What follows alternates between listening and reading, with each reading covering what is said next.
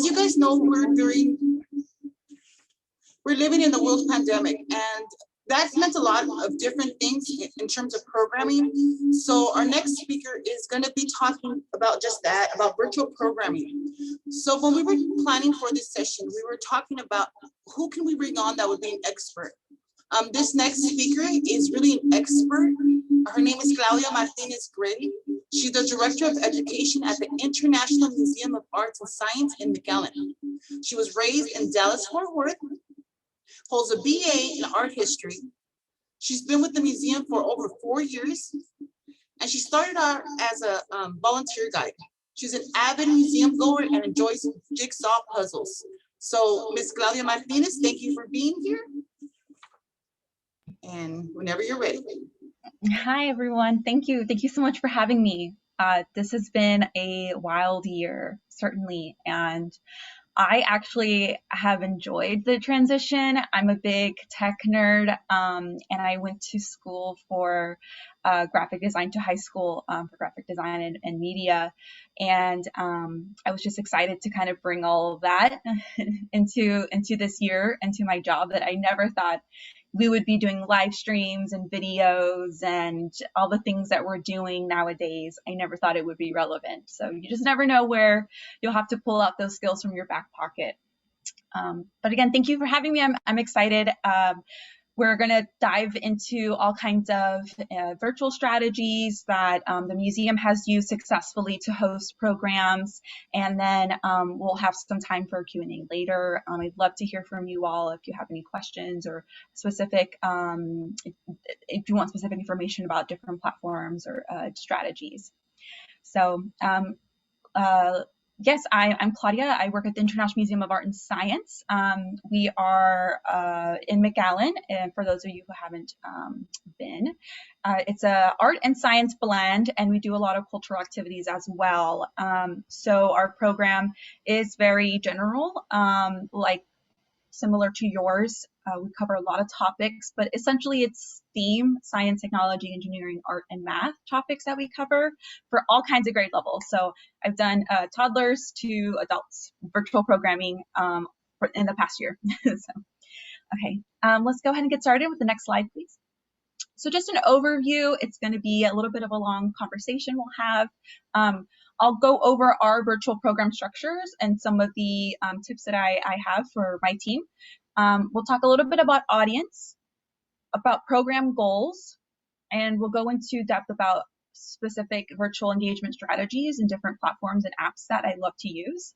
We'll talk about the chat feature, which is a little bit of a touchy subject I know for a lot of sites. They are like, should I choose chat? Should I not use chat? We'll talk about ways to involve others, and that's from your team, but mostly for your audience. We'll talk a little bit about growth mindset, which is something I love to mention, and I'll introduce you to a game that you can use in your programming.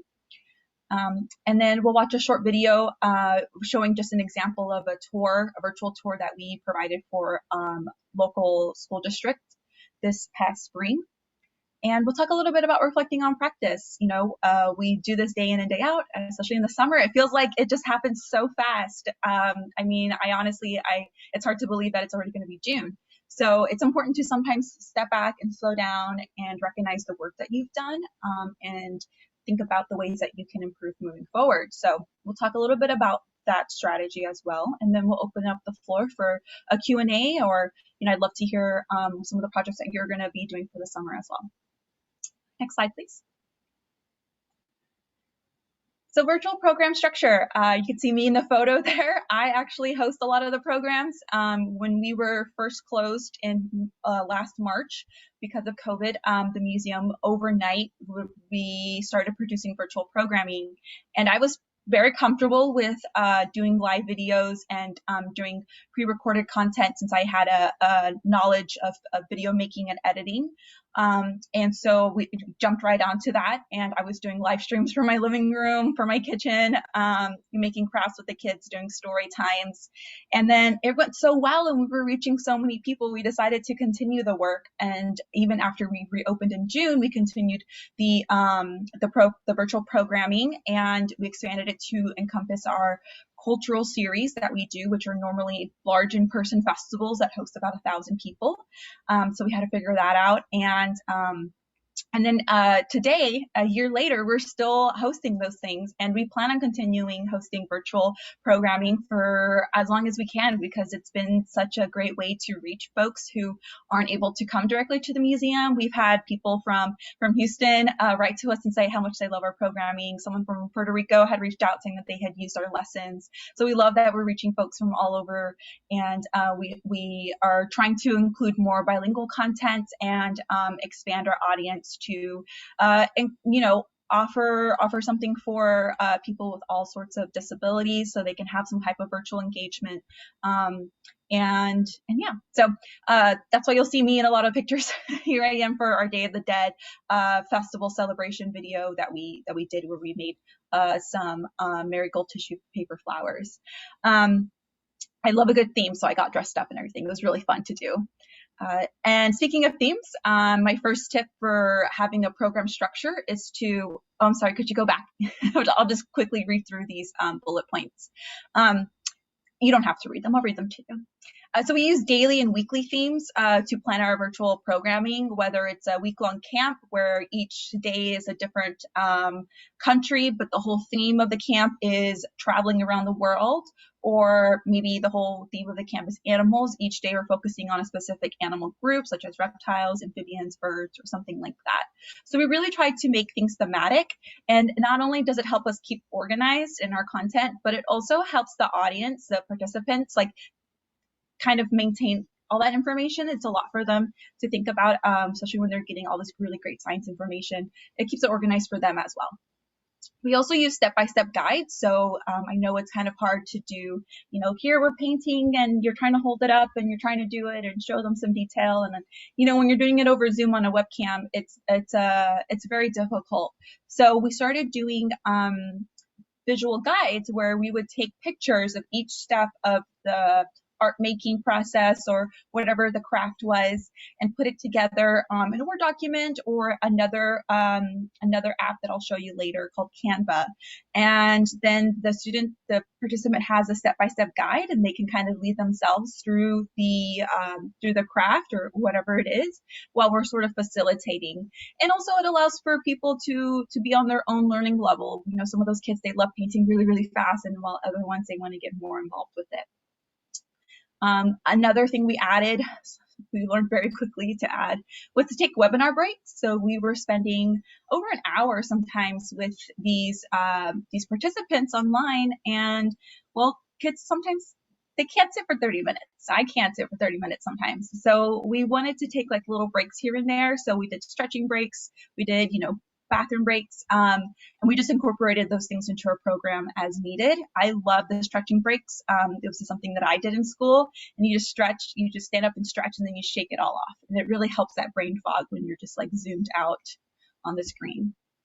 Something that we had available for specific programs, mostly our summer camp, virtual camps, and our virtual homeschool programs, were office hours. And these were just times during the day, specific times that we provided the parents with that, or the guardians with that, they could contact us either via Zoom, via email, they can call us, whatever facilitation they need if they had specific questions. Some of the activities that we provided, we guided them through it together, but some of them we asked them to do independently on their own, and then we would meet on a webinar and talk about how it went, and show each other, our final product. And for those independent lessons, we felt like sometimes they needed facilitation. So if the kids were good, they could do it on their own. But if they didn't really understand the content, if they needed clarification, we were happy to meet with them on office hours.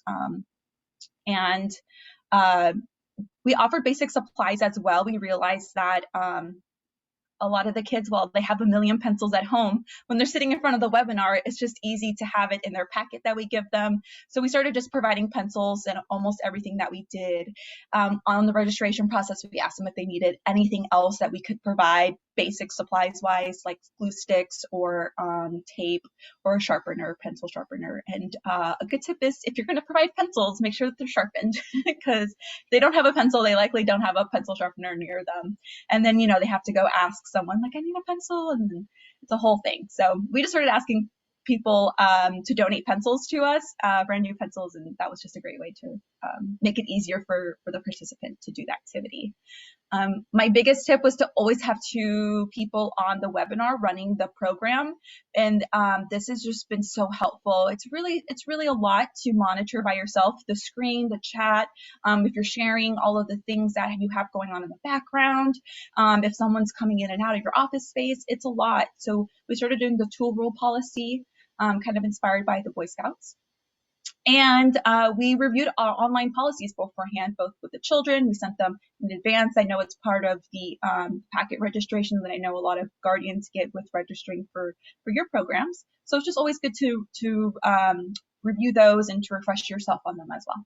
Okay, we can go to the next slide. And I do have my chat open if anyone, you can throw things in there. I love hearing comments, so. Makes me feel like I'm not speaking to a wall. No, I'm just kidding.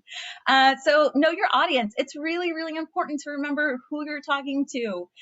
Sometimes we get lost in our content and we're just so excited to teach people about art or whatever science topic you're talking about.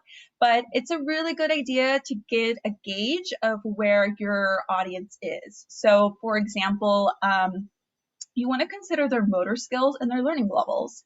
A lot of kids have trouble tying knots. A lot of younger kids do. So we were doing some kind of macrame activity and it was just all over the place. Doing knots over Zoom was not a good idea.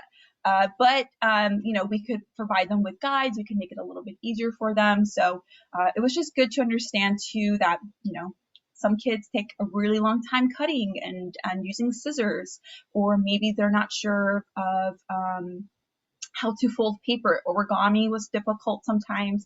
So just consider the age level of the audience that you're talking to and when you're developing the lessons as well. And then the learning levels. So something we loved to do was to get a gauge of like where they're at beforehand. So here I have an example from a homeschool lesson that we did where they were learning about shapes of bacteria. We were focusing on learning your shapes. So before they started, the educator was asking them, okay, do you recognize these shapes? Let's name them together. And that way we could all be on the same page and then move forward with the content. It's also a good idea to talk about the webinar comfort level. So depending on your platform that you're using, some kids may have never used that platform before. So I love just going through and making sure when everyone pops into the room, we let them in, we ask them to say hello, to make sure that their mic works, to make sure that they understand how to unmute themselves, to make sure, you know, that they see the chat, that they see how to change the gallery view or whatever platform you're on, that they're understanding the mechanics of it. And so we did that as they came in individually, and especially we let them in like 5 minutes before so we could have time with each kid just to make sure like, okay, you're good, we can hear you can hear us. And that went really well instead of having them all in at once and everyone's talking at once. So. Something else to talk about is vocabulary. A lot of the times when we were giving presentations, a lot of the kids, you could see on their faces that they didn't understand what we were talking about. So we had to make sure that, one, we were speaking clearly, and two, we were defining vocabulary words, which sometimes we forget. So it's just really important to understand, again, your age, the age level that you're working with, and if they're understanding those vocabulary words or not. Sometimes we just typed them in the chat as well so they could see the word that we were saying, and they were like, oh yeah, I know that word. Sometimes they just need that visual cue. Supply needs goes in with what I was talking about with the pencils. We just made sure as the kids came in, hey, do you have your packet? Are you good to go? Are your pencils sharpened? Do you have your glue stick that you need? Do you have all the papers that you need? And you'll always have the kid who just says yes and then doesn't have it, of course, but it's okay. Green space access was something that we really had to think about, especially as we were doing this in the summer last year. You know, we wanted to do a bug scavenger hunt in one of the activities. And I was in another webinar and they were talking about, you know, some kids like don't have access to green space. They live in an apartment complex and maybe the closest green space to them is in the front of the complex and they don't have anyone to walk them there during the day to do the activity.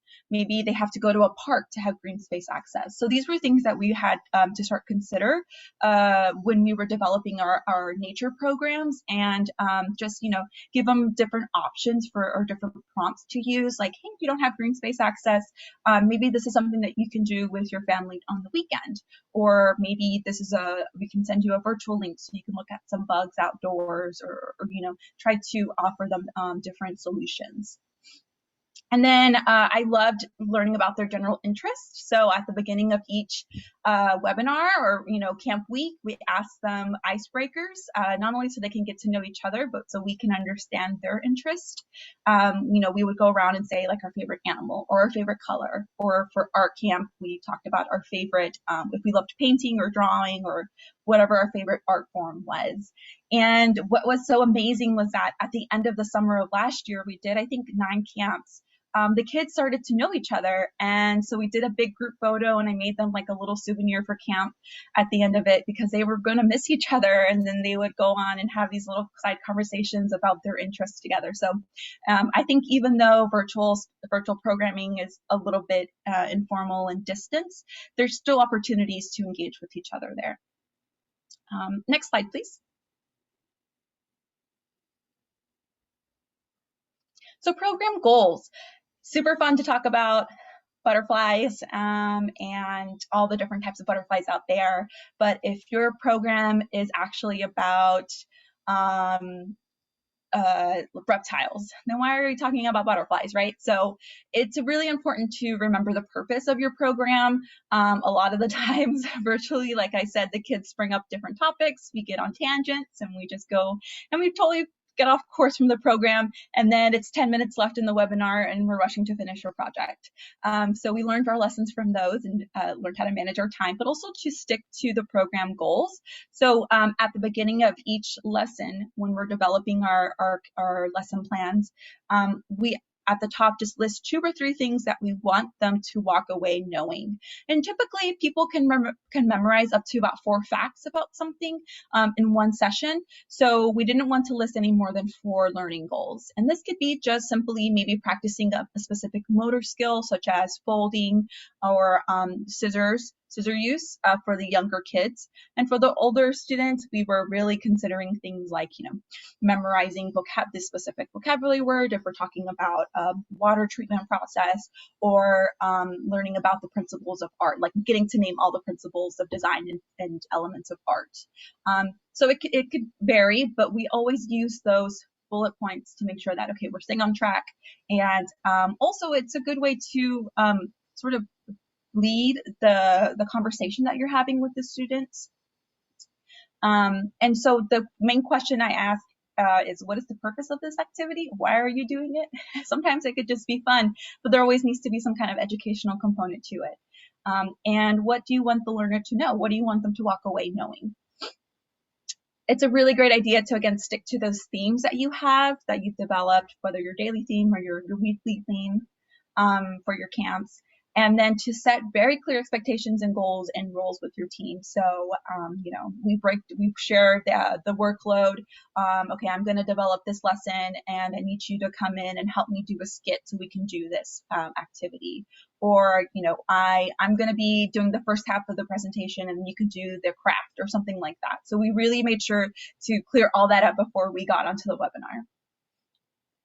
And this is a photo of a past educator. She was doing a virtual program for back to school, and we started decorating the spaces behind us to match the theme of what we were doing, or, to shout out a sponsor or something like that. But so we started having fun making like backgrounds for virtual programs. Next slide, please. So we're going to go into virtual engagement strategies, and I'm going to go into depth about specific apps that I love to use and that I've learned about over the past year. And these are just suggestions, of course. There's so many really cool free things out there, and a lot of the times it's difficult to understand it. And I feel like the best way to learn something new or a new app is to be the user. So I actually love going in and learning it from the user end, so I could see how a participant would see it, and then going in the back end and then learning how to develop it. So for virtual engagement strategies, the first thing we did was we reminded our campers specifically to follow this guide to be a great camper. and, you know, to be polite, to clean up after yourself, even at home. I always say that scientists and artists, they always clean up their lab spaces whenever they're done. To use respectful language, of course, and to be an active participant. So to be an active participant, what does that mean exactly? You know, we've discussed that, what that means, and, you know, not being over here playing with something else, or, you know, for us, I know probably you've done a lot of Zoom calls or something, and you're like checking your email on the side. You know, it's really important to just be there and be present with the participants. And then to keep a growth mindset, which I'll go into in depth later. And next slide, please. So my first tip for virtual engagement, and not just have the kids sit there all bored, and you know, it's like, you don't want to just sit there and listen to a lecture, right? You want to have fun with the kids. You want to engage them. You want to have those oohs and ahs. You want to get them up out of their seat. I heard someone call it bottom up learning, where they're like getting really close to the screen and have their bottoms in the air, and they're just so excited. So one of the things that we do is we show them real objects. We have ambassador animals that we have where we bring them into outreach presentations and things of that sort. Obviously, we haven't done that in the past year, so we just decided to show them on the webcams. And here is one of the educators showing our Madagascar hissing cockroach to a group of campers, and they were sketching it and drawing it from different angles. And then she did a little talk about its features and adaptations. And it was just cool for them to see it live and running around.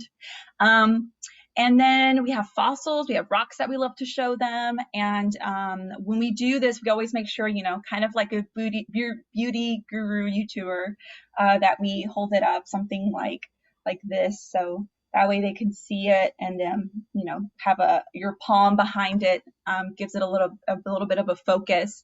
But we had to make sure that we weren't going like this and covering our mouth, because then they're not able to hear the audio as clearly. So we had to play around just getting comfortable like doing this to the camera, which seems really silly, but it's important for the user end.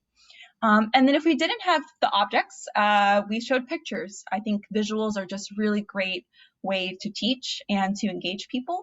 So if we were talking about ammonites, you know, we would show a picture of that here, or if we were talking about Frida Kahlo, we would have a picture of her. That way they could have some reference to it. And we had a blast doing all kinds of games and things with the photos and the objects. And the kids were so inspired that eventually we just, at the end of the webinar, sometimes, you know, if we were showing them rocks, they would run around and go gather all the rocks in their house and be like, Miss, I have this, can you see it?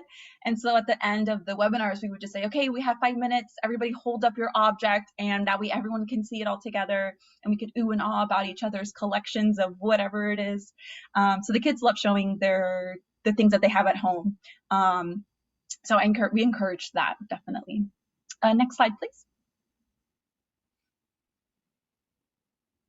We did a lot of traveling with Google Maps. I absolutely love this feature. I know a lot of the McAllen Public Library, they've been doing a lot of really cool travel videos with Google Maps, and we were kind of inspired by that. Here is an example of something we did. One of the camp weeks was all about art, and we learned about different artists. And one of the artists we learned about was Claude Monet, who was from France. And so we couldn't exactly pick up and go to France as much as we wanted to, but we could drop ourselves down into Google Maps into Giverny, where he is from, and his house still exists, and his gardens. So, you know, we just got into Google Maps. We had this prepared in the background beforehand, before the webinar started.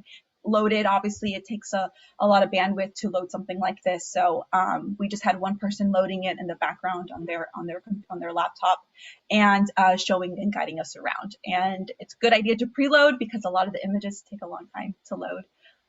But we would drop down into his garden and explore. And what's great is that with Google Maps, a lot of these virtual tours exist where visitors are sharing their photos, but then people are going in and adding comments about, you know, maybe the specific species of flower, or this little thing about the history of his house. So there's like some hidden features in Google Maps that I didn't even know about. And you could do this for all sorts of things, to look at maps of topography of the area. If you're talking about maybe the Rio Grande River, you could drop it into the river and look there. And this was just a lot of fun. And we actually went into his house and we did a little tour of his museum house and talked about some of the views that inspired his paintings. Yeah, this was a lot of fun. Next slide, please. One of my favorite little things that I learned a couple years ago at a conference is to keep time with music. So instead of having like a timer, you know, of, okay, we're going to draw something, you have 5 minutes to draw, you know, the prompt that we're giving them. I would always have YouTube on and just search Harry Potter music and play it for them. And then I would play 5 minutes of music, and it makes the time go by a lot quicker. And it makes it fun. And music is such a great thing. Yeah, you do the Spotify. I think it's so great. I mean, you can do it with any app. You could even do it with like Noisely, which is an app where you could put like cricket noise or cafe music or whatever sounds are soothing to you. And of course, we always encourage, you know, instrumental music. Disney piano is always a good one to play. Yeah, I love this idea. Next slide, please. Another thing that we did, we obviously do a lot of science stuff. We did a lot of space science. We explored at home with NASA, and you know, with the digital learning, a lot of organizations and museums and sites out there started developing these really great at-home activities and resources. So there's tons of stuff out there developed by educators that are free, completely free to use. And this is one of my favorite things. It's called NASA at Home.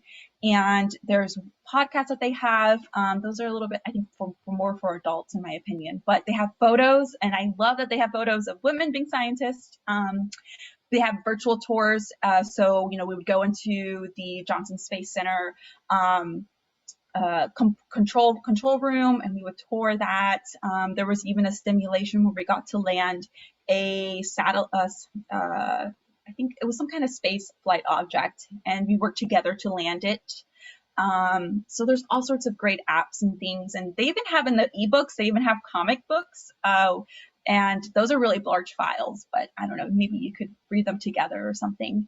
And their videos are really great. It's like, I don't know, it's kind of hard because it's like, you know, you don't have to reinvent the wheel. There's all these really great resources, but also you got to dig through the resources to find the gems sometimes. And some of their videos are really great, and they're, you know, set for all sorts of audiences. So you just have to find out the ones that you really like.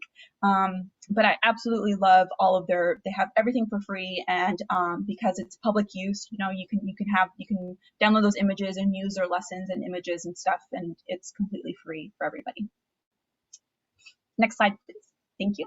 One of my favorite things, of course, as a museum lover, is to take a virtual tour of a museum. So we did a mythology camp where we talked about different myths, and one of the myths we talked about was we talked about Greek myths, and we talked about Hercules. And someone found this Hercules exhibit on display at the Louvre in France, and we got to drop in and take a virtual tour of it. Again, like Google Maps, this takes a lot of bandwidth. It's a lot to load sometimes, and you know, there's a fine line we have to walk sometimes with displaying art about nudity. So some of these sculptures were in the nude, and some of the paintings were in the nude. So I recommend, if you're doing any tour that involves art, to kind of do it beforehand so you have an understanding of the map of the layout, but also the stuff that's on display, and how comfortable your audience is with seeing those objects. But it was so much fun to see, and the quality is impressive, and all sorts of museums now have virtual tours. Smithsonian absolutely have so many tours. We did a tour of a whale museum, and we got to go inside the whale stomach and heart and all sorts of things. It was really impressive. So the technology is really advanced, and you could do all sorts. I went to a tour of a cowboy museum. That was really cool. So yes, and just look online. There's tons of really great resources coming out, and that have honestly existed before this, but are being utilized more and more. Next slide, please. One of my other favorite things that actually I do nowadays when I just want something just playing in the background is tuning into live cams, animal live cams. So a lot of zoos and aquariums have this. This is the Monterey Bay Aquarium out of California, and they have a jelly cam where you can see all these really cool jellyfish. So we did a activity learning about different jellyfish species. And I love anytime you can connect to anything local. I think it's just really great. So we spent some time talking about the jellies, outside of South Padre Island over here. And then, fortunately, they don't have a jelly cam. So we found this one. And sometimes you have to have a couple of them open, just as a suggestion, because sometimes the animals aren't there, or sometimes they're nocturnal and they're sleeping. So you just have to be prepared to have another cam ready to open, another backup. We were looking, I think, at we did a virtual safari, and we were looking at different animals from different zoos and such, and a lot of them weren't there. They were eating. It was like lunchtime, and so the kids were a little disappointed. So we ended up sending them the links, and they could look at them afterward. But it is something just to keep in mind. Next slide, please. And, even though we're not in person, we can still play games. This is such a great thing to do. We developed a bingo. We did bingo. We developed themed bingos to go into what we were doing. So we did a art bingo where they learned about different types of art supplies.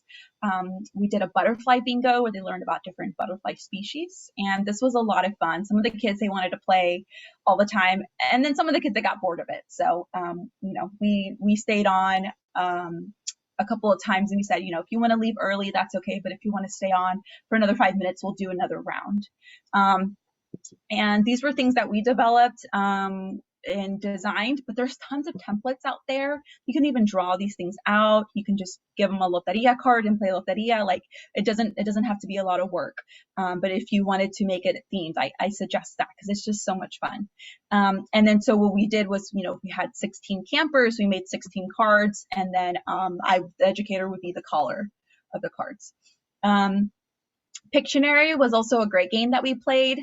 Especially in Zoom, when you share your screen, there should be an option to use a whiteboard.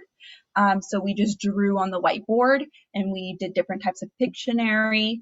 We gave them control to draw on the screen to do it, and we would assign someone, okay, you're next to do it, and just making sure that all the kids understand their roles, so no one's erasing something or something like that.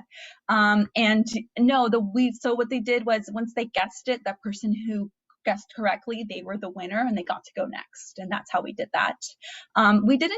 We tried to keep it non-competitive, and just did it really casually, like, hey, we're doing this to have fun and to learn and to spend time together. It doesn't have to be a winning or anything like that. But actually we did include stickers as little prizes for them, and so everyone gets a prize. So with Space Camp, we gave them like space themed stickers, and I think for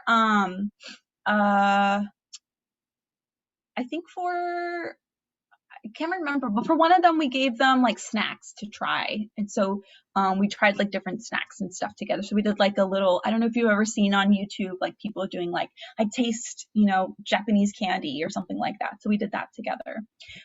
We played charades, and I will say, if you're going to play charades with the kids, if they have headphones, it makes that are not wireless, it makes it difficult. A lot of the kids were trying to keep their headphones in and pose, and it didn't really work out. But if they're not wearing headphones, or if they're wireless, this is a really fun game to do. Or you can just assign people the role of playing the poser, and then everyone else calls on them. And then strike a pose. This was one of my favorites because I'm an art lover. So we showed them pictures of different statues, and they had to pose like the statue, while also learning a little bit about the statue and what it meant. We also did games like guessing games, like guess this, what this emoji is saying, and we would have several emojis, and they had to guess, the myth that it was representing. Or I don't know if you remember the guess this Pokemon that would come on between the breaks of Pokemon. You can do that for all kinds of things, to have like it shaded out, and they're having to guess what that object is, or what that animal or technology item is. So these are just some game suggestions. There's tons of other stuff online, obviously, that you can do together, especially for coding. There's a lot of really great coding games online. But we were trying to do things that could serve as icebreakers, as sort of something to close the session with, that's something fun to leave with, or just something that we could do if, maybe our lesson plan completely failed. We had a game in our back pocket that we could pull out. So next slide, please. Oh, thank you. Another great, a great thing, I love it, and I think this really works for those kids who want a little bit more in-depth engagement about a specific topic, is Padlet. And this is a great way to get group responses so they can see what everyone's saying. Because sometimes when you have a webinar of 30, 40 kids, it's hard to get everybody a chance to talk. So what we did was we set up the Padlet, and you could have, I think, up to 3 list Padlets for free, and then after that you have to pay for it. I think it's becoming more popular, so hopefully it stays free. But you give it a title, and then you make these columns. As you see, this one was one from a conference that I did. It was like learning experiences, community of practice, resources, new ideas, and then under each column, under each title, you can make list of things, and people can reply to you. So you can really have like the layers of engagement with it, and you can refer back to it. You can sort of print it out and have it as a resource later, and you can make the background, make it all cute. So this is Padlet. It's fun. It's pretty straightforward in terms of interface. So it's really easy for the kids to learn, and a lot of times they learn faster than us with technology. Like I said, you can have up to 3 free, and what I did was just when it was done, when it was over with, when the program ended, I just went in and renamed it and reused the same list over and over again. That way I didn't have to pay for the paid version, because those add up pretty quickly. Next slide, please. Another way to group, yes, the Padlet works with all ages, as long as they're able to type things out. If so, I would say maybe 3rd grade, 4th grade, and up. I think it works great with. And even if they have trouble with that, what you can do is share the screen for them, for the younger kids, and they can speak out what they're thinking, and you can list it for them. So that way they can see it all, categorized however you want it, and you can do all sorts of different things with it. And you can even put pictures in it as well. Okay, Ms. Claudia, real quickly, we have a lot of comments and questions. I don't know if you want to wait till the end or if you want to look at some of those now. I guess I'm just seeing the chat. Right, in the chat. Oh, okay, yeah. So with the, I think I answered like if they win prizes, or how do you get them to the winners. We don't really do prizes. We kind of do a general prize for everybody, and hope that they're okay with that. We try to keep this non-competitive spirit. And what time is Mr. Wolf? I'm not sure what that question is. Is that the next session? Oh, is that a game that you're suggesting? Sometimes ages 5 and up. I'll have to look at that. That sounds really interesting. Yes. Okay. Cool. And then someone sent me a message and saying about the age ranges. You really have to go in and play with it, and see for yourself, sort of, your audience better than anyone else. And especially as you get more comfortable with a group of kids, if they're coming back week after week for camps, you can introduce them to more advanced things, and they go right into it because they feel really comfortable learning with you. But this is Google Jamboard. This actually works really well for like teen audiences, I think. I really love it. I think it's a lot of fun. We use it in our all staff meetings, and we use it for our team, but I also use it for different engagements. So it's another way to do group responses. And I think that what's really fun about it is that you can put a picture on, like here's an example of something that we were doing where we were all from. We were all from different areas, and this was just a picture that someone had put on there, and we put our sticky note with where we were from. And then you can do all sorts of things. So basically you can make a slideshow and then have them fill in prompts on the slideshow as they go. or you can put in, like I said, different pictures. You can put in text. You can draw on it. You can have groups assigned. So if you're doing a breakout group, you can say, hey, I'm gonna break up this, everyone's gonna be in, we're gonna do 5 breakout groups, and your group 1, your slide 1, group 2, your slide 2, and then each one has a different prompt or problem that they have to solve. So there's so many ways that you can use this, and it's just one link that you send them and they have access to it.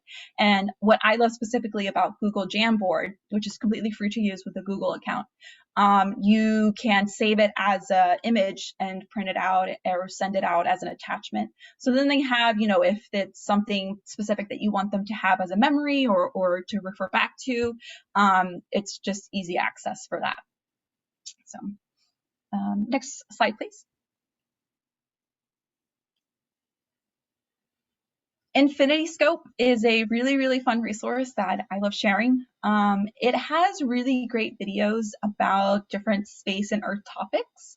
So like I said, sometimes, you don't have to reinvent the wheel, and talking about space and Earth, sometimes it's really difficult, especially if it's not your background. It was certainly not my background, and I had to do a lot of research to kind of get to the comfort level that I'm at.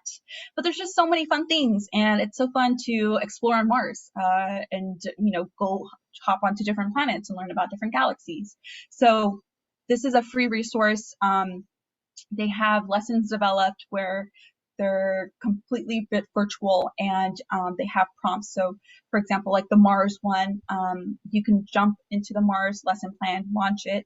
It takes you through as your class together on Mars, and then you're there, and then they're observing, and then you ask them, has questions that you can see that you can guide to ask them to get them thinking about certain topics. And then you're jumping from Mars to a canyon and trying to think about, okay, well, why is this canyon red? Like Mars or something like that. So it's not just talking about, I guess, like a lot of videos that I see where you're just sticking to one thing. It really jumps around and weaves these concepts together. So I just think it's a really good resource. They also have really, really fun videos that you can access. And same with NASA. NASA has a YouTube channel where they both live stream things, and they post really great content. And the kids love watching that. We watched when we were doing a camp about water, and they were watching a video about how someone uses water in the International Space Station, how they wash their hair, how they take a shower. So it was just a fun way to connect that. At times when you don't have prizes, you let the children choose, the activity for the day. Yeah, that's always a great way to kind of, I guess, reward them, is to make them feel like they're getting to choose to be the leader in that way. Absolutely. Next slide, please. Stargaze. So stargazing is accessible. You can do it with an app called Stellarium. It's free, and it does take a little bandwidth as well. So it does sometimes not load well if your internet isn't strong.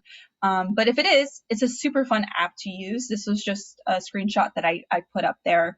As you can see, there's things labeled. You can add different layers. You can put on the constellations, the images of them. You can go to anywhere in the world with different locations and look at the sky there.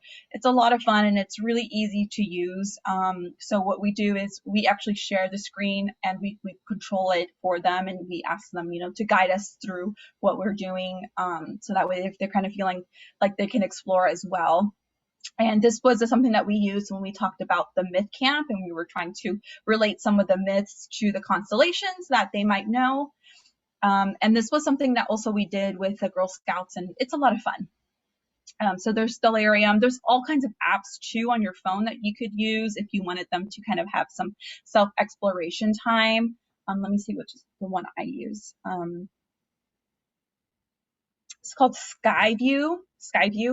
And there's a free version, and that one's really great as well. And if you click on something, it'll give you, like, if you click on Titian, it'll tell you what it's a Saturn's moon and blah, blah, blah. If you click on a constellation, it'll tell you the name and the little story behind it. So that one, Skyview, is really great if you wanted them to have some independent exploration time. But if you wanted to do it together on the Zoom or on the webinar, Stellarium is really, really great. Next slide, please. Okay, so those were just some ideas for virtual engagement strategies that we use that have been successful. Like I said, there's tons out there that you could just explore. I've gotten some suggestions here for games especially. And yeah, I just think that breaking up the sessions to where there's a little bit of, presentation, but there's a little bit of hands-on activity, and then a little bit of this like digital engagement, it makes them really comfortable with using this digital space. So to chat or not to chat, that is the question of the digital learning space, I guess. We personally, we like to chat with the kids. We make it very clear with the registration, what our policies are with chat. We go over them at the beginning, saying to be respectful, to use respectful languages, to stay on topic.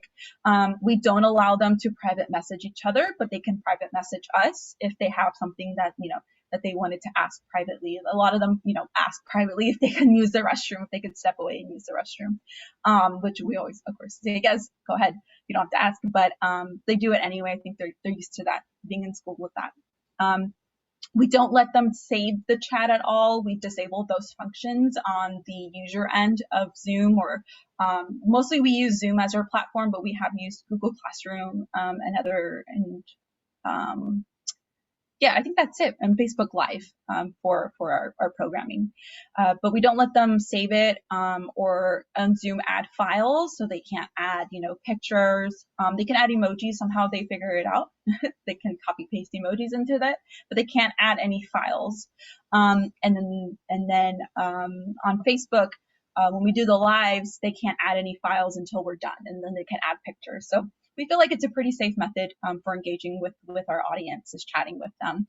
And it's just a great way to interact with those people who are a little bit more shy, who maybe don't feel comfortable speaking in front of the group, or some of them don't have mics that work or webcams that work. So it's just another good way to engage with them. And I think ultimately we have to understand that everybody has different communication preferences and comfort levels. And, if they want to use the chat, it's open for them. And since we have two educators always, we have one person who's designated as a chat monitor. And it's usually me, and I'm chatting away with them, answering their questions if the educator is unable to, or if they're getting off topic, I'm saying like, please be respectful of the chat, or they lose that functionality. So we make it very clear it's an earned privilege for them, and they can't abuse it. One kid went on and on about how the dark web was really cool and everyone should go on the dark web and all this stuff. So it has happened, but they're respectful of it once we lay down the rules for them. So that's basically it about chat. I just like to mention it with all virtual programming because it's something that I think it's important to have, but I know everybody has different opinions on it. So, just obviously default to your organization's policies. And I will say something else that is helpful is that whenever we have students who log in late, a lot of times it's really great to catch them up, because whenever they join late, they won't be able to see the past chat. So not only is it disruptive for the educator to stop and make sure that they're on board, the person who's the designated chat monitor can just chat with them to make sure that they're on board. Obviously we say hello to everybody who comes in to make them feel welcome.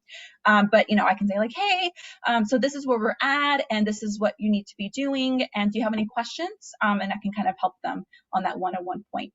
And then it's also really great if for some reason like their audio is off, or if something malfunctions, I can chat with them and say like, well, try connecting this, try looking for this button, and then you can do that. So I can do that without having to put them in a breakout room or disrupt the rest of the group activity.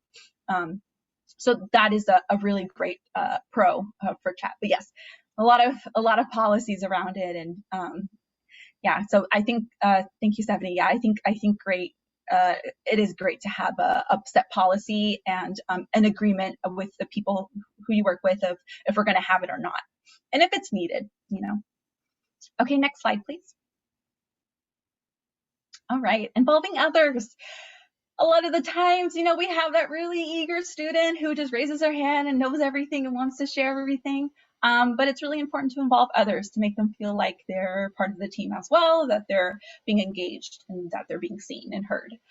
So some of the ways that we figured out how to get everybody to talk was one, to do those icebreakers where we go around and we either popcorn or we call on them gently to share. And renaming, I didn't put this, but renaming yourself. So we actually, for our space camp, we renamed ourselves with astronaut names. So we gave ourselves like special astronaut names. So I think mine was like Sparkle, Agent Sparkle, or something like that. And so then we started calling each other by their astronaut names. So that was just a really fun way to get everybody to change their name and feel involved. But one of the things we started doing beside the icebreakers was at the end of the week on Fridays, we had designated time set for show and tell. So everybody would have the same amount of time. They could use it all up, or they didn't have to, but they couldn't go over. And it was based on how many campers were attending. So it was usually anywhere between 5 or 10 minutes. Where they were able to show us everything that they made that week, talk about what they learned, ask any questions, talk about what was their favorite part, what was their least favorite part. We could get a little bit of evaluation from that too. But it was really, really fun. It was almost like a little art show, and they would show us all of their stuff. And sometimes they would get off topic and of course show us their stuffed animals and pets and things. But it was a really great way to hear from everybody and make sure that before we left for the week that we got to have that together time. Another one of my favorite things to say with someone who's just always raising their hand and always wanting to be called on is, let's hear from someone who hasn't shared. And I personally, we on the education team at the museum, we don't like calling people out unless we really know them. But when you call a kid out, especially over virtual space, we learned they get really shy, they get really, really uncomfortable, and they don't want to talk. So if they don't want to talk, we don't force them to. What I do is I sort of probe them, encourage them, hey, Stephanie, I haven't heard from you. Did you have anything that you wanted to add? Anything you wanted to share? And sometimes they do. They just want to be prompted to do it. And sometimes they don't. Sometimes they're fine. They don't have anything to share. They don't want to talk. They've had a bad day. They're done.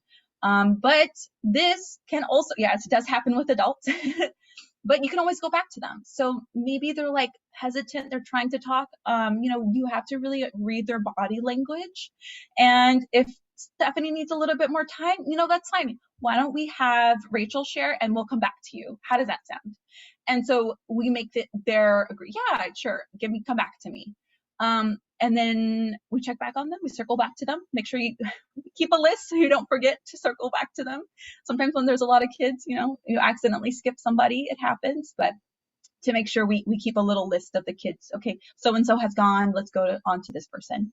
And we give them the time that they need, and we don't make them feel pressured to talk and share. If they don't have anything for show and tell right now, maybe before we leave for the webinar, hey, I saw that you didn't share. Did you change your mind? Did you want to? And just give them that last minute opportunity to maybe say something. Another way to involve others outside of your audience is to have guests from your own organization or special guests from other places, as long as it's within your policies. So we had in our personal policies for online engagement that we provided to the guardians, we said that we would have guests occasionally that were cleared by us. So that way they knew that we were having outside adults and they were feeling comfortable with that. So we would always notify them, hey, we're having a special guest, so-and-so from XYZ, and they're going to be talking with the kids about this, and we're going to be there the entire time, and that way they're not just who's coming on and who's talking to my kids. So it's important to let them know beforehand if you're going to do it. The easiest way to do it is to have your coworker come on and talk about, maybe if you're talking about art, we had maybe our collections manager will come on and talk a little bit about some of the art pieces that she has and talk a little bit about her job. Kids love career talks. I've noticed they love learning about different careers. So that's just another way to involve people outside of you and your colleagues. And this is just a little drawing of coral are land hermit crab at the museum. And we figured out that a lot of our staff have hidden talents and they're really great drawers. So we had one educator who was doing coloring sheets of all the animals during our animal camp. And I just love the picture so much. So that's coral. Next slide, please. Okay, so let's talk a little bit about growth mindset. And then we have, we're going to do a little, I'll introduce you to a little game. Then we have a couple more slides and then we'll open it for Q&A. Oh, how do I handle background checks? Yes, so we typically don't go outside of the network that we're comfortable with. And we, yes, they are expensive. The background checks that we do are, I think, a little bit different than the school district system, and so they're not as expensive. But we try to get people who are already in the system or that are professionals like ourselves. So that way it's a little bit more comfortable with, so-and-so from XY museum. They've, most likely they're cleared and they're good to go, and they understand the policies and how to talk to kids. So we're not just getting people who absolutely are not comfortable or have never done this before. We definitely make sure that we're vetting those very well. We had, for example, when we did our water camp, we collaborated with our local public utility and their water educator. And she does all kinds of activities with us. And in fact, she knows a lot of the kids because they do activities with her too. So since we collaborate all the time, we were already good with that. And so I suggest just using the people that you have in your network already, starting there. And if you wanted someone specific, like maybe a lecturer or I don't know, someone from a university to come on or something like that, typically you can ask them if they would cover the cost, if their organization would cover the cost of that, if it is pricey for you and outside of your budget, because they kind of want that too on their CV, or I know a lot of professors love those opportunities to talk to the kids because they count as volunteer opportunities for their review with their administration. So just a little tip. Thank you for asking. So growth mindset. So this is something that I just love to reiterate because I think it's so important when you're talking about STEM topics. And to be honest, art sometimes is really hard too. But I always hear from kids that, oh, I'm not an art person, or I'm not a science person, or I just can't do this. And that doesn't fly. We have to be encouraging and we have to be forgiving with each other and make sure that we're teaching these skills to the kids that we're interacting with. And so this is called the growth mindset, or an open mindset. And essentially it's just that you're not fixed, that you're very flexible. So instead of, I don't know anything about space science and I will never be good with that, instead of saying that, encourage them to rethink that. So what we like to do is just with the team, say well, you don't know that yet. So I love adding yet at the end of it. And this is something I learned actually from the Astronomy Society for the specific. And I did a little training with that group where they were training us on how to work with girls using space science tools and how discouraged they felt. So they taught us to add the yet at the end, and that just makes the biggest difference. It keeps their world open for them, and it teaches them to be open to new things. I think especially with science, there's this misunderstanding that it has to be perfect, and that's absolutely not what science is. It's a trial and error. It's experimentation. It's problem solving. Things go wrong all the time, and that's just the fun of it. And same with art. Art is problem solving. Sometimes you draw something and you don't like it. Guess what? I'm not going to give you a new piece of paper. You're going to have to figure out a way to make you like it. So let's add this, let's change this, let's cover over this, let's problem solve here. And they're starting to develop those critical thinking skills, and honestly, those skills that they're going to need for the workforce. So we love trying to keep it a growth mindset. A great way to continue this, this deeper thinking is to make time for thinking. So a lot of the times with the webinars, we go on to the next thing super quickly. I'm on a time crunch, so I'm trying to get through it very quickly, but it's really nice to have some pausing time. So, if I ask a question okay, what do you guys think about the star life cycle? So can anyone tell me about anything about the star life cycle? give them a couple minutes to warm up, to think about it, to recall that prior knowledge. It's important to make time for thinking and for reflecting. So if you give them something really heavy to think about, give them some time to process it. It's okay. It's okay to have silence in your webinars. So I apologize if you can hear that. I'm working from home today, and my partner's apparently making lunch. So. And one other thing is to stay neutral with responses. So instead of saying to one student out loud with everybody hearing, wow, you're so smart, that's awesome.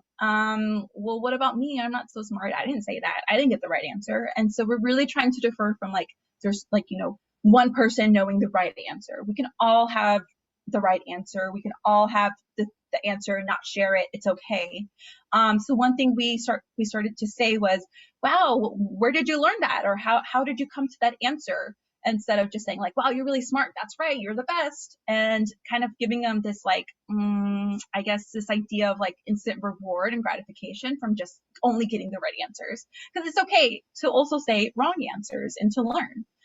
So this is just the basis of what growth mindset is. And if you go to the next slide, I'll introduce you to a really basic game that you can play with you, with your team, with the kids, to talk a little bit about the differences between a fixed mindset and a growth mindset. And again, these are resources. I'll put the link in the chat very quickly.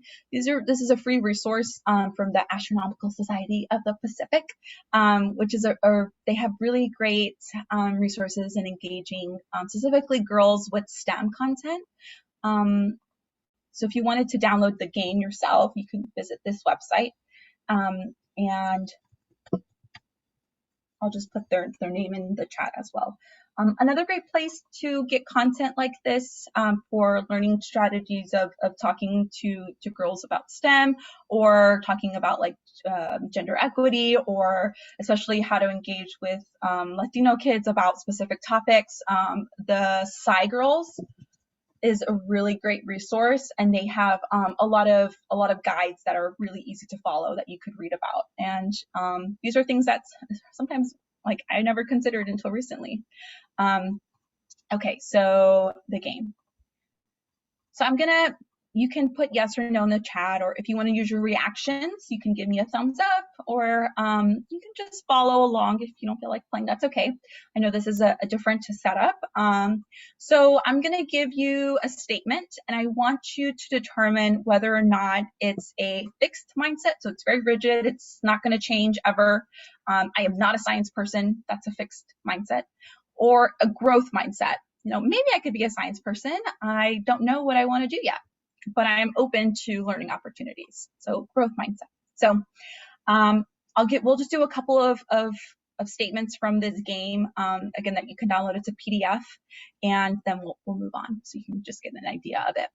Okay, so I see a kid, he presents his artwork, and it was a little bit off topic. He didn't really understand the learning goals, but I love what he did. It was very creative. So I would maybe say something like, I really like how you kept trying new ways to get there. Do you think that's a growth mindset statement or a fixed mindset statement? Growth. So I see lots of growth. If you think it's growth, you can give me a thumbs up emoji, or if you think it's fixed, you can say the no emoji, the X. Okay, so we have fixed. Some people saying fixed, some people saying growth. Yeah. So it's a growth mindset. I like that they kept trying. So that trying, that effort to keep going, that's growth.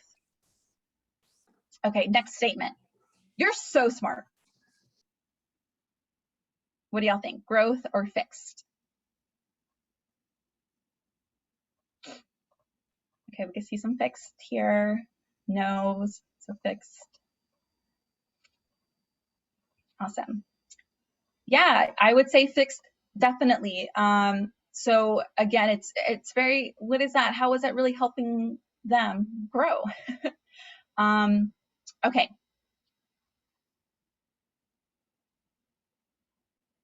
You need to learn to do this by yourself.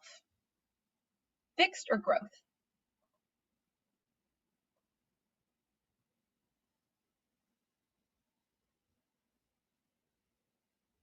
See a lot of people saying fixed. Yeah, so that's kind of a rigid statement. You need to learn to do this by yourself. We all need to learn to do things by ourselves. Instead, maybe you can say, it might take you a while, but if you put in the time and effort, I bet you can learn to do that. Or if you keep trying, you're going to get there. Something like that. It's going to make them feel a little bit more open to trying. And that's all what it's about. It's about getting people to understand that you don't have to do everything perfect the first way, and it's honestly not going to happen that way. And it's okay to keep trying, to keep learning, and to make mistakes. Okay. So that's the game. And like I said, if you're interested, download that PDF. It's a really great game. And basically what they do is you print out the sheet and you cut them up, and they have to put them under categories of fixed, growth, not sure, and then you can discuss it together. All right, next slide, please. All right, so this is where I'm gonna show you a little video, and I'll just give you some context before you watch the video. It's about 2 minutes long. So this is Elisa, our educator, and we provided some virtual tours for McAllen ISD second graders, and here we're doing a science experiment. And we made some oobleck, which is a non-Newtonian substance. So basically it's not a liquid or a solid, it acts as both depending on how much pressure you put onto it. So we're trying to teach this to second graders to learn about the states of matter. And this was one of our first virtual tours that we were doing. And so we had a lot of navigational issues, but this is I just recorded this clip so we could look back on it. And this is Elisa, so I'll let Rachel play the clip. That's okay. That's a science experiment, so it's okay. So if you move it around a little bit, it looks like glue, right? Yeah. Daniela, I saw yours. That looks good. So if you move it around, it kind of, yeah, looks like glue. But if you take your finger, remember we're going to apply force. So force is the push or pull of an object. So we're going to push down on our oobleck, and it should feel kind of hard, right? Yes. Some of you guys. Yeah, it's gonna get a little bit harder. So if you want to put some, let's say like on your hand or something, and you can see how it changes to like, it didn't even make it to my hand. It's already kind of getting hard on my finger. And then it'll kind of harden too. So it feels pretty cool.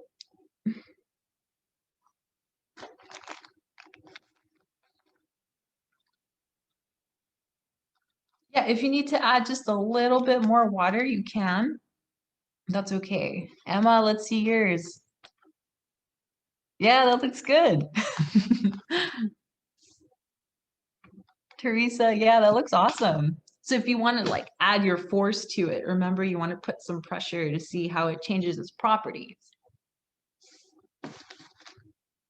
Yours is already hard. Yep.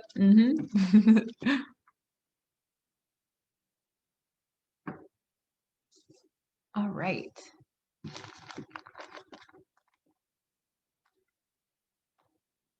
What do we do? Mix it with the stick. So if you are done mixing, how many of y'all are done mixing? Yeah, did you kind of feel the different properties it has? So it's solid, right? Remember, it's a solid and it's a liquid too at the same time. Okay, so I think. Okay, that's the end of the video. Like I said, there's just a little snippet from the tour that we gave. She was talking to a group of like 40 students and 40 second graders, and trying to see that, to make sure that everybody was on the same page. And again, all the kids, they have their own pace of doing things. But if you noticed anything about how she tried to use growth mindset, please mention them in the chat. In the beginning, she said something that I tried to keep in there.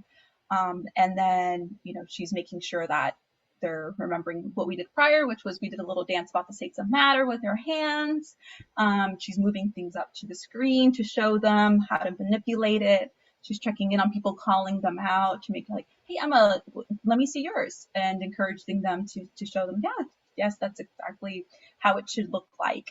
It's a little hard to navigate. Yes, this is science. That's okay not to get it right. Correct. Yeah. So that was the growth mindset there that she was trying to reiterate to them, because sometimes they put too much water. It happens. So it was a lot of checking in on everybody and making sure that all the kids felt like they were involved and none of them were left out. So yeah, that was a lot of fun. Okay, next slide, please.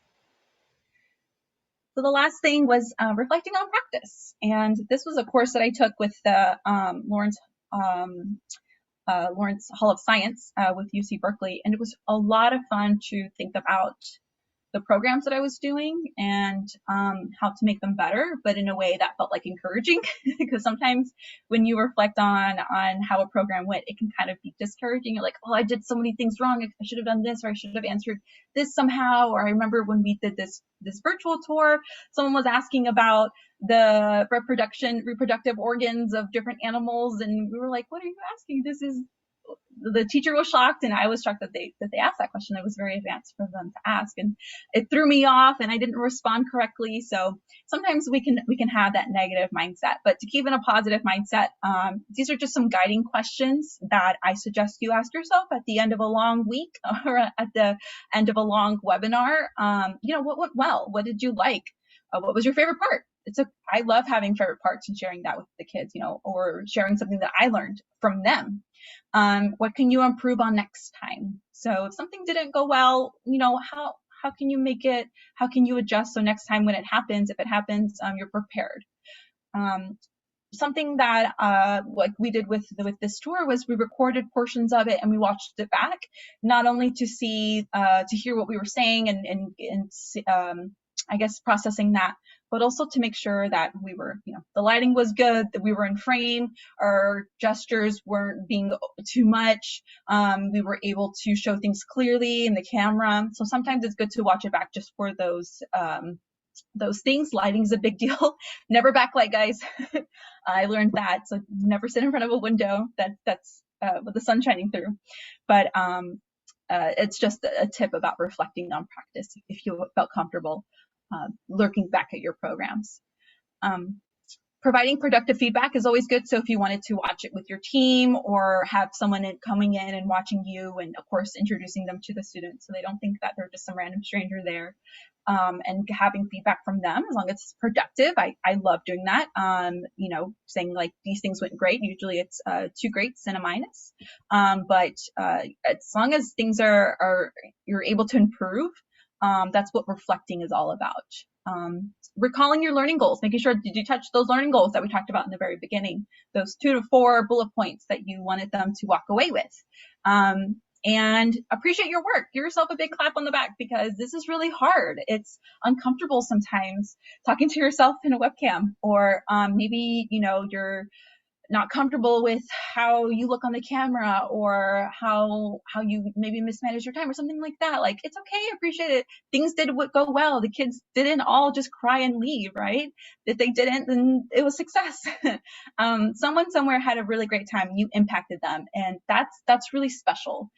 So I just love making sure for myself to reminding myself, like, hey, like, this was a really fun program, and why don't you just take a moment to celebrate that instead of just moving straight into the next thing. So these are just, reflect on practice is something I like to encourage. Here's a picture of me. I was doing this live, I know this was a pre-recorded video where we made sculptures out of foil, and it was a learning curve for me, filming in my kitchen and having terrible lighting and filming on my webcam. But I love looking back at that to see the growth that I've made since then, the advancement in the technology that we've been using, the software, and also seeing like how happy I was. Like, we were in the middle of a pandemic and we produced this great content that people liked and enjoyed. So I just like looking back on my work, as well as, talking about things that I can improve on moving forward. All right, I'll open the floor up for questions. I don't know how we want to take them. If you want to put them in the chat, or if you want to unmute yourself and ask a question, I'm happy to listen.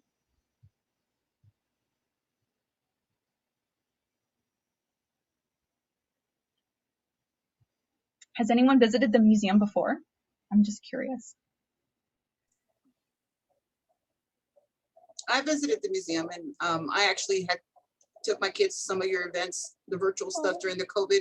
And that's really, I saw you guys were doing it really well done. So I have a question for you. Yes. I think you really thought of everything. So my question to you would be, where are some places that you go for training and for just for your ideas? Yes, great question. Well, thank you also for the compliment. That's very nice. I've had a lot of fun doing it. So, yes, for ideas, I look at other museums. So I did a spy camp with the International Spy Museum out of DC when they first went virtual, and I wanted to see how they ran the camp. So I participated as a student, and I just got the user end view of it, and that to me was really important to see what it was like for the participants. I called museums and said like, hey, we're having this idea of developing this program. I saw you guys do something similar. Could we just have a little chat about it, to talk about kind of the nitty gritty of the technology that they were using. Where the museum is part of the Association of Science and Technology Centers called ASTEC. And I'll put this in the chat, their link to them, because I'm not sure if they have free resources, but they're really great. And I get a lot of my ideas from them. We have monthly meetings. They have a blog too that has great resources. But we have monthly meetings with a small group of science and technology educators. And we meet for like an hour and a half, and we have breakout rooms, and we share our ideas. We share, COVID policies. If someone had a planetarium, I wanted to know how they were operating it. And I would just ask them, and people are really open and sharing resources because this has been really difficult. And it's been hard with all the constant change. So being part of these groups is really helpful. Aztec, and then I'll put in one more website. This is from the Association of the American Alliance of Museums, my apologies, which we're accredited for. And they have put together this list of distance learning materials from all sorts of museums. And I love just exploring them and getting ideas from there. I also get ideas from YouTube. I watch a lot of YouTube, and I see people making crafts, and I'm like, oh, I could do that. Or I go up and down the aisles of Target, and I see something, and I'm like, I saw, for example, a wreath for Thanksgiving decoration, and I was like, oh, we could make this. And it was made out of corn husk. So we went and bought corn husk, and we bought wreath stuff, and we did a virtual workshop where we made wreaths out of corn husk together, and we just figured it out. So a lot of it is just exploring yourself, being creative, and just using ideas that you see out. And I just trial and error. We just make things up as we go, and we always make sure to try it out beforehand, obviously, to see how we can improve on it. But yeah, we're not afraid to, share ideas with other museums at all, or for them, we ask them for ideas as well. Of course, you have to be very careful with copyright and understanding those things. So give credit where credit's due. I'm trying to think of any other resources. If I do think of them, I'll definitely share them with you, Rocio, because there's just so many places, and sometimes it can be a little overwhelming, like doing all these conferences and webinars, and you're just like, oh, I have all these great ideas, and there's just so much in my mind. So I keep like a little notebook. It's my webinar notebook, and I have all my ideas in here, so I can go back and look at all the webinars that I did and pull from the past ideas. So, someone asked if we are open. Correct. Yes, we are open. We've been open since last June. We are open Wednesday through Saturday, 10 to 5. We're closed right now from 1 to 2 for cleaning, but we're slowly kind of reopened a lot of spaces, a lot of our hands-on spaces, and we're open Sundays from 1 to 5. Admission right now is just $1 for everybody. So we're trying to make it accessible during these difficult times, of course. But we are a nonprofit, so we do like the Boys and Girls Club, bring in revenue from camps and activities and things. And it's great to hear that people have stopped by. Someone asked, how did I do the sculpture with the foil? So those videos are on our YouTube channel, the museum YouTube channel. And I basically took I took foil, and if you break it up into certain sizes, you can cut them to certain sizes and build different things. I made a giraffe, and basically you can take a sheet of foil, cut out the limbs, essentially roll them up, and then compress it, and then it turns into like this really cool, whatever animal shape that you want to do. You can sort of shape it as you go. And then you can paint it. So if you cover it with masking tape, you can paint it with any kind of paint. And so then it becomes like a sculpture, or you can just leave it as a foil. And then when you wanted to attach like the heads or hands or anything, I just took toothpicks and stuck them in there and did that. Sometimes you needed to glue it with some type of tacky glue to make it stick, but there's all kinds of things that you can do with foil. Yeah, and so part of what we were trying to do with, especially with supplies, was the content that we were doing in which we couldn't provide direct supplies for. We were trying to make sure that it was supplies that people would have in their house. So things like foil, tape, scissors, glue. You know, obviously not everyone's going to have clay to sculpt with. So we actually have idea books, just tons of old like art books, and I saw that they had done something with sculpture with foil, so I was like, oh, I can figure out how to do that. Any other questions? Oh, awesome. Well, thank you so much. Thanks for having me and for letting me talk and share. I'm just so proud of everything that we're doing, and I'm so proud of everything the whole community has been doing, and from the Boys and Girls Club to, you know, the aquariums. Like, it's just, we all have really come together during these times and provided for our local students and making sure that they have a place to be, a safe place to be, and some summer fun to have as well.